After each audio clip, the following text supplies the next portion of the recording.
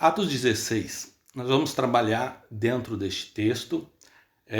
Eu vou ler dois trechos do texto de Atos 16. Um dos trechos vai do verso 6 ao verso 10. O outro trecho vai do verso 25 ao verso 33. E aí nós vamos refletir um pouco sobre este assunto.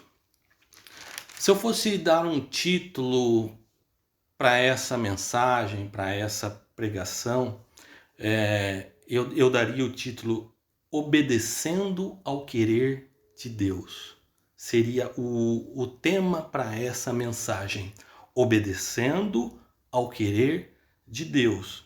Então nós temos como base Atos 16, nós vamos ler do verso 6 ao verso 10 agora, que diz assim: E passando pela Frígia e pela província da Galácia, foram impedidos pelo Espírito Santo de anunciar a palavra na Ásia. E quando chegaram a Mísia, intentavam ir para a Bitínia, mas o Espírito de Jesus não lhe permitiu.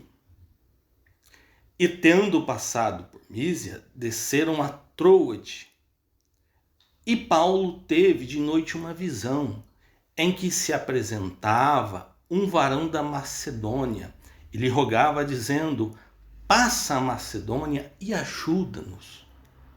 E logo depois desta visão, procuramos partir para a Macedônia, concluindo que o Senhor nos chamava para anunciarmos o Evangelho.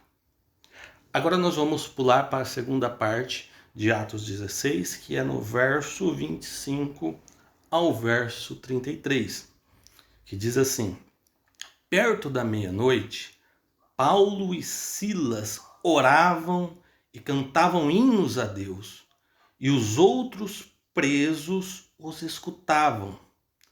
E de repente sobreveio um tão grande terremoto que os alicerces do cárcere se moveram, e logo se abriram todas as portas e foram soltas as prisões de todos. Acordando o carcereiro e vendo abertas as portas da prisão, tirou-os a espada e quis matar-se, cuidando que os presos já tinham fugido. Mas Paulo clamou com grande voz, dizendo: Não te faça nenhum mal, que todos aqui estamos. E, pedindo luz, saltou dentro e, todo trêmulo, se prostrou ante a Paulo e a Silas. E, tirando-os para fora, disse: Senhores, que é necessário que eu faça para me salvar? E eles disseram: Crê no Senhor Jesus Cristo e serás salvo, tu e a tua casa. E lhe pregaram a palavra do Senhor e a todos os que estavam em sua casa. E, tomando-os ele consigo naquela mesma hora da noite, lavou-lhes os vergões e logo foi batizado, ele e todos os seus. Amém? Antes deste fato acontecer, se nós lemos um pouquinho antes aqui, vamos perceber que Paulo acabava de separar do seu companheiro Barnabé. Eles tiveram ali uma discussão, vamos chamar assim, de uma contenda gospel, né? Antes todas as nossas contendas fossem por conta do evangelho, por conta da obra de Deus. Hoje as pessoas brigam por qualquer coisa, por qualquer besteira e se odeiam. Essa é uma briga gospel, né? Eles não brigaram para se odiar, eles estavam brigando por conta da obra, por conta da missão. E a discussão ali é quem seria ali o companheiro de Paulo. Porque Barnabé havia sugerido que fosse Marcos. Mas Paulo não via nele o preparo para aquela missão que ele ia fazer naquele momento, então eles discutiram. Então Paulo, por conta dessa discussão, escolheu a Silas para fazer esta missão. E Marcos ficou com Barnabé para a sua outra missão. Por conta desta discussão, eles se separaram e Paulo, então, tentou junto com Silas a fazer uma missão, fazer um novo trajeto de evangelismo, vamos dizer assim. E então eles decidiram anunciar a palavra de Deus em um determinado lugar. Mas é interessante que fala que eles foram impedidos pelo Espírito Santo. E depois, novamente, eles tiveram um outro intento. E novamente se repete e diz que o Espírito de Jesus não permitiu para que eles fossem no intento que eles desejavam. E porque Deus tinha outros planos. A gente tem que entender que o ponto de vista de Deus, a perspectiva de Deus em que Ele olha, Ele tem uma visão melhor. Aonde nós devemos ir, como nós devemos agir, qual caminho nós devemos trilhar. Ele tem a visão de quem tem mais urgência. De quem tem mais urgência de ouvir a palavra de Deus, de ouvir o Evangelho. Por isso que Deus, o Espírito de Deus, o impediu deles fazerem o trajeto deles, mas apontou qual trajeto eles deveriam fazer para aquela missão em questão em que Paulo seguia com Silas. E então, naquele caso, nessa questão, Paulo deveria ir à Macedônia. E essa foi a orientação que ele recebeu de Deus através de uma visão. E no verso 12 deste mesmo capítulo 16, diz assim, que eles chegaram em Filipos, que é a primeira cidade desta parte da Macedônia, e é uma colônia. E aí ele disse que estivemos alguns dias nesta cidade. Filipos era uma cidade importante do Império Romano, por causa da sua localização geográfica, né? É uma região montanhosa, que ela está entre a Ásia, ela é basicamente a entrada da Europa. Ela é a entrada da Europa, hoje Grécia, né? Mas ela é a entrada, quem sai da Ásia e entra na Europa, entra por Filipos. Então, ela é a entrada da Europa. A Macedônia, ela foi fundada por Filipe II, pai de Alexandre o Grande, no ano 358 a.C. E é interessante saber que Filipos ela foi o primeiro lugar da Europa em que se ouviu a pregação de um missionário cristão. Veja o porquê de Deus o conduzir desta forma, o porquê de Deus dar direções a Paulo e a Silas. Ele deveria inaugurar a pregação do Evangelho em um novo continente, para que a partir de então a palavra começasse a espalhar. E aí chegamos à conclusão, a importância de obedecer a Deus. Tanto que nesta missão de Paulo, se nós continuarmos a lermos o texto por completo, nós vamos perceber que uma mulher chamada Lídia, por exemplo, ela e toda a sua casa se convertem e são batizados. Nós vemos também que Paulo expulsou um demônio adivinho de uma jovem que dava, por conta disso, lucro aos seus senhores, aos seus chefes, aos seus líderes. E com isso, por conta disso, de Paulo e Silas estar realizando esta obra e ter expulso e ter mexido com as questões da época, do local, eles foram açoitados e eles foram lançados em prisão. E aí entra este texto da parte do verso 25 em que nós lemos. Mas eles foram açoitados e eles foram presos. Mas ali havia um alvo do amor de Deus. O carcereiro era o alvo deste amor de Deus. E quando Paulo e Silas eles estavam presos, depois de terem sido açoitados, eles cantavam e oravam alto. E a glória de Deus, por conta disso, se manifestou através de um terremoto que rompeu os portões, que vamos dizer assim, as algemas se soltaram, porque o objetivo não era libertar quem estava preso. O objetivo da glória de Deus era libertar quem estava solto. Paulo e Silas estavam presos, mas o objetivo do terremoto não era libertar Paulo e Silas. O objetivo do terremoto não era libertar quem estava preso. O objetivo da glória de Deus era libertar quem estava solto, quem estava por lá de fora. Porque Paulo e Silas já eram libertos pelo Evangelho.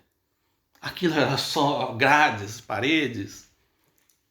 Quem é aprisionado é quem ainda não recebeu o Evangelho de Jesus. Independente da circunstância que nós estamos, nós não podemos nos sentir amarrados, prisioneiros, porque nós já fomos libertos pelo precioso sangue de Cristo. Às vezes aquele que a gente pensa que está solto e aquele que não está, e precisa de libertação, e precisa de salvação. E nós conhecemos, ao ler o texto, nós vemos que o carcereiro e toda a sua casa creram no Senhor. Todos aceitaram, o amor do Senhor os alcançou. Só que é interessante a gente pensar que durante esses dias que Paulo esteve em Filipos, uma igreja ali foi fundada. Com todos esses problemas, com toda a prisão, com todo o açoite, a partir dali, uma igreja é fundada em Filipos. Igreja essa que cresceu com o passar do tempo. Tanto que na introdução da carta de Paulo aos Filipenses, que ali estava uma igreja, a igreja cresce com todos esses acontecimentos e depois ali tem uma igreja plantada e formada. E Paulo, ao escrever a carta para a igreja que estava em Filipos, ele escreve que todas as vezes em que ele lembra desses irmãos que estão em Filipos, olha só, ele está lembrando de onde ele estava preso, ele está lembrando de onde ele foi açoitado, mas ele está lembrando que ali aconteceu um propósito, aconteceu uma mudança e ali nasceu uma igreja. E esta igreja, esta carta de Filipos é uma das igrejas que mais Paulo fala bem. Tanto que ele fala assim que ele agradece a Deus e ora a Deus com toda a súplica pela cooperação no Evangelho desde o primeiro dia até aquele momento. Se vocês pegarem o início da carta de Filipenses, vai ver que Paulo diz isso. E no final da carta de Filipenses, Paulo ele agradece aquela igreja lá novamente e diz que depois que ele saiu da Macedônia, que ele partiu da Macedônia, essa igreja de Filipos foi a única que se comunicou com Paulo, perguntando se estava tudo bem, se precisava de algo. Todas as outras igrejas não manteve contato, mas a igreja de Filipos, com todos esses episódios, com todo o passar do tempo, foi a igreja que se destacou em pontos positivos e Paulo se lembrava deles com alegria. E interessante que eles foram o único, com toda a dificuldade de comunicação da época, que eram cartas que às vezes demoravam dias para chegar ao destino, eles se preocuparam em manter comunicação com seu líder, com Paulo, aquele que plantou aquela igreja, para ver se está tudo bem, ou para, enfim. Isso vocês veem esse relato no final, no último capítulo de Filipenses, da carta de Paulo aos Filipenses. Mas vamos começar a refletir essas coisas também para as nossas vidas. Deus ele pode nos separar para fazer missões diferentes. Assim como Paulo separou Barnabé para um lado, Paulo para outro lado, e a gente vive uma coisa meio parecida, né? A gente tinha uma vida no Brasil, nós tínhamos uma igreja no Brasil, e de repente as coisas acontecem em que Deus nos conduz um estado um lado do planeta, outro estado outro no planeta, e a gente só tem que enxergar qual o propósito nisso tudo. E às vezes eu sempre falo aqui para minha esposa, para Denise, uma das coisas que eu mais sinto falta do Brasil é da igreja, é dos companheiros. E aqui Paulo é separado do seu companheiro. Se vocês lerem Atos antes, o Barnabé sempre esteve junto com Paulo nos seus trabalhos missionários, e de repente eles tiveram que separar. E a gente, no passado, no Brasil, sempre teve trabalhos juntos com companheiros, e de repente Deus nos separa, porque Ele tem algo, uma missão. E da mesma forma que Deus deu um novo companheiro para Paulo, e a partir disso constituiu igrejas, assim Ele pode fazer com cada um de nós, com cada um de vocês. Vocês se desligaram, estão num projeto missionário, e Deus deu aí companheiros. Vocês têm novos companheiros para dar continuidade nessa missão. As igrejas precisam ser confirmadas na fé. Veja que interessante. Aqui em Atos 16 mesmo, no capítulo 16, no verso 5, diz assim: de sorte que as igrejas cresciam e eram confirmadas na fé. Ou melhor, que as igrejas eram confirmadas na fé e cada dia cresciam em número. É importante a gente entender e perceber que existe uma diferença entre crescer e inchar. Às vezes nós vemos por aí grandes movimentos e a gente tem que parar e analisar para saber se aquele é um movimento que está crescendo ou que está inchando. O inchaço, novamente eu vou dar um exemplo, não sei se vai ter muito sentido, mas vamos dizer assim, aquela pessoa que quer ir no ginásio e criar músculos, isso requer tempo e dedicação para que ele tenha um corpo com músculos. Agora, aquela pessoa que quer inchar, ela vai tomar aqueles remédios, aqueles anabolizantes, e ela vai inchar rapidamente, mas não tem saúde nenhuma. E a igreja precisa ter saúde. Então o crescimento ele é natural, com dedicação.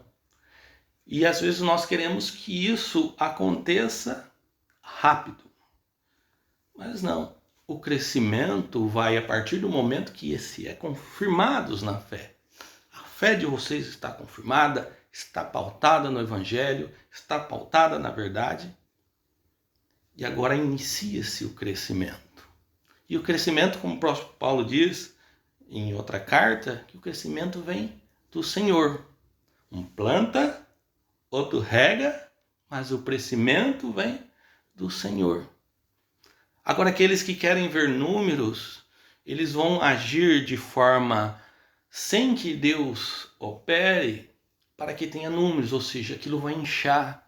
Eu conheço muita gente que estão desviados, pessoas que diziam, fiquei tantos anos na igreja, mas não conseguiu permanecer porque ela não recebeu um alimento, não recebeu a palavra de Deus. Recebeu ali, ela foi enxertada ali uma palavra, uma autoajuda, você vai vencer, você vai ter, você vai ganhar. E de repente vem o vento, né? Vem a tempestade, como diz Jesus, que a nossa casa é baseada na rocha, e de repente ali tem um monte de construções na areia e a pessoa não a suporta. E então isso a gente tem que trazer essa lição para nossas vidas. Quando Deus tem planos de salvação, Ele sim pode nos tirar de um lugar e levar para um outro completamente diferente. Se nós estamos aqui, vocês estão aí, Deus tem plano de salvação. Não é à toa, não é por acaso. Nós não sabemos o quanto o tempo isso vai decorrer para se tornar notório. Mas se Deus deslocou de uma distância tão grande, com certeza não é só para nosso conforto, não é só para nosso bem-estar, não é só para fugir da violência, fugir das dificuldades, não. É porque Deus tem plano de salvar. Se Deus nos deslocou de um lugar e nos colocou em outro local, é porque Ele tem planos de salvar. E açoites, interessante saber que açoites em prisões na vida nem sempre são gerados porque desobedecemos, mas pelo contrário, por obediência. Paulo e Silas foram açoitados e foram presos por obedecer e não por desobedecer a Deus. E às vezes nós vivemos momentos tensos, momentos de açoites e momentos de prisões e ficamos procurando, onde que foi que eu errei? Mas você não está aí porque você errou. Pelo contrário, está aí porque você acertou, porque você obedeceu. E a gente precisa ter essa visão, essa perspectiva na onde Deus quer chegar com todos esses propósitos e prisões da vida. Porque, e aí a gente olha para Paulo e para Silas, e no momento da prisão foi o momento que eles oravam alto e cantavam alto para que os outros ouvissem. O que a gente tem que fazer no momento de dificuldade? Demonstrar tristeza? Demonstrar que estamos fracos? Paulo ali e Silas já tinham apanhado, já tinham recebido seus açoites, deviam estar cheio de dor, cheio de marcas, amarrados, devia estar num lugar que cheirava mal. E mesmo assim eles demonstraram a alegria, orando, cantando, para que os outros ouvissem. E assim tem que ser a nossa vida. Se a gente vive um momento de prisão, um momento de açoite, aí que sim vamos cantar mais alto. Aí sim vamos orar mais alto para que ouçam. Porque nós sabemos que então está chegando o momento em que Deus há de manifestar a sua glória. E quando Deus manifesta o seu poder, é porque com certeza está chegando o momento dele nos usar para salvar e para libertar. E então temos que ficar atento aos propósitos de Deus, aos momentos de prisões. Ele há de manifestar a glória, ele há de libertar do cárcere, ele há de libertar do momento difícil. Mas durante este momento, clamando e orando. E quando Deus opera, nós temos que entrar em ação, porque tem propósitos de salvação, porque há quem precise ouvir a palavra, há quem precise ser liberto, ou seja, nós temos que libertar e salvar aqueles que estão soltos. Paulo e Silas estavam presos, mas a missão deles era libertar quem estava solto. Vamos concluir essa mensagem, que nós devemos estar atento ao querer de Deus. E ainda que nós temos boas intenções de tomar alguma atitude, nem sempre as nossas boas intenções é a vontade de Deus. Às vezes nós pensamos, eu quero agir dessa forma, fazer dessa forma. É bom, é tudo positivo. Mas nem sempre o que é bom, que é positivo, que a gente quer tomar é a vontade de Deus. Então existem duas questões: as nossas boas intenções e a vontade de Deus. E então nós temos que estar atento à vontade de Deus. E ainda que presos por circunstâncias em atos de obediência, isso só quer dizer que nós temos que continuar a cantar, continuar a orar, para que todos ouçam, para que todos saibam e que a glória de Deus há de se manifestar. E Deus, ele há de nos usar para salvar e para libertar. Eu queria encerrar essa mensagem com as mesmas palavras que Paulo encerrou a carta de Filipenses, se vocês quiserem acompanhar em Filipenses, no capítulo 4. O capítulo 4 de Filipenses, ele é o último capítulo da carta. Eu vou ler 3 versículos, no capítulo 4, verso 6 e verso 9, até o verso 9. Não estejais inquietos por coisa alguma, antes as vossas petições sejam em tudo conhecidas diante de Deus, pela oração e súplicas, com ação de graças. E a paz de Deus, que excede todo o entendimento, guardará os vossos corações e os vossos sentimentos em Cristo Jesus. Quanto ao mais, irmãos, tudo que é verdadeiro, tudo que é honesto, tudo que é justo, tudo que é puro, tudo que é amável, tudo que é de boa fama, se há alguma virtude, se há algum louvor, nisto pensai. O que também aprendestes e recebestes e ouvistes e vistes em mim, isso fazei, e o Deus de paz será convosco.